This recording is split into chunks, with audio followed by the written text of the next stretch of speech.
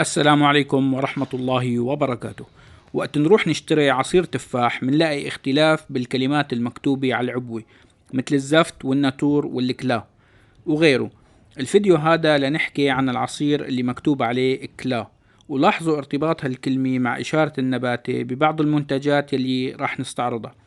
كلا يعني مصفى أو رائق أو واضح، المصطلح اللي بتحبوه. ليصير عصير التفاح صافي يعني كلا، بيلزموا أما أنه الشركات تتعذب شوي بتصفيته عن طريق الترشيح الميكانيكي أو ما شابه، أو بطريقة أسهل بواسطة مادة مساعدة جيلاتينية القوام. وهون المشكلة، أنه الجيلاتين الحيواني وخاصة جيلاتين الخنزير متوفر ورخيص، وهو المستخدم غالبا على حسب اختبار موجود على الانترنت انتشر من شهور قليلة. بالفيديو ما راح حدد عبوات وماركات للسبب التالي: لاحظت انه في شركات غيرت شكل العبوة بعد انتشار هذا الاختبار، والعبوات بشكل عام تتغير دوريا. ممكن يلي عليه اشارة نباتي تنشال بعدين او العكس، فالحكي راح يكون عام.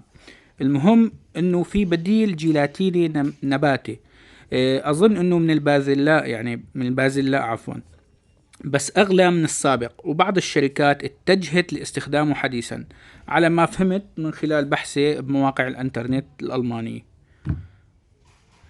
المختصر، إذا المنتج صافي، يعني شفت المنتج شفاف وصافي، فيفضل تاخد يلي عليه إشارة نباتي.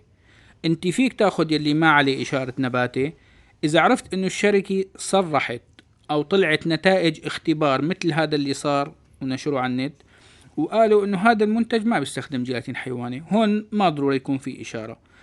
على فكرة الموضوع بيتعدى عصير التفاح، عندك مثلا مشروبات التفاح الغازية، خل التفاح، وحتى أي مشروب مصفى.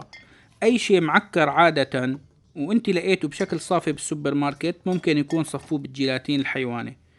فانتبه لهذا الموضوع، وشكرا لمتابعتكم، وإن شاء الله راح نرجع لكم في فيديوهات أكتر هاي الفترة. انقطعنا لأسباب كتيرة، وشكرا لكم. السلام عليكم ورحمة الله وبركاته.